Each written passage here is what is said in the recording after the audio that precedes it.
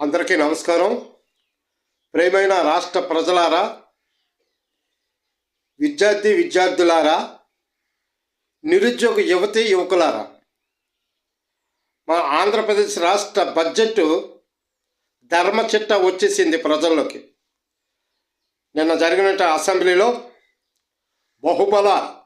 బహుబల బ్రహ్మాండమైనటువంటి ఎన్నడూ లేని కనీవిని ఎరగనటువంటి బడ్జెట్ని ప్రవేశపెట్టారని చెప్పేసి కూటమి ప్రభుత్వం నాయకులందరూ కూడా ఒకళ్ళొకరు గొప్పలు చెప్పుకుంటూ గంభీరంగా విర్రవీగుతూ బడ్జెట్ని ప్రవేశపెట్టాం.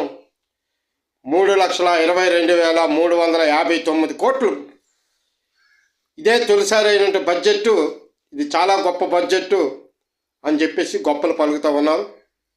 ఈ బడ్జెట్ని మన చంద్రబాబు నాయుడు గారికి, డిప్యూటీ సీఎం చేతులకి అందజేస్తూ నేను ఒకటి అడుగుతూ ఉన్నాను. ఏది జాబ్ క్యాలెండరు, ఏది నిరుద్యోగ వృత్తి 3,000 ఇస్తానన్నావు?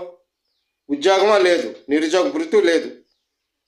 అలాగే తల్లికి వందనం ఏది, విద్యార్థులకి ఏది? అలాగే ముఖ్యంగా మహిళలకు ప్రతి మహిళా ఖాతాలో 1,500 రూపాయలు నెలకి వేస్తానని చెప్పావు.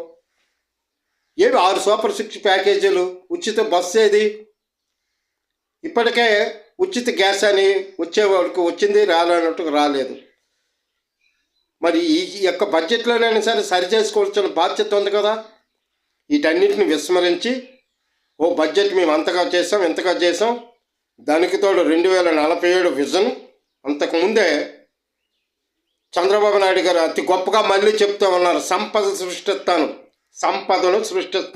సంపదను సంపాదించి అందరికీ పంచుతాను, పేద ప్రజలకు అందరికీ ఇస్తానని గొప్పలు చెప్పుకుంటున్నావు.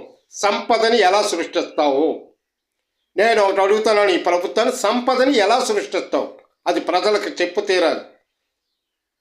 ప్రజలపై భారాలు మోపి పన్నుల రూపంలో, లేకపోతే అసెంబ్లీ పార్లమెంటు సభ్యులు ఉపాధి హామీ పనులకు వెళ్ళి ఏమైనా సంపదను సృష్టిస్తారా?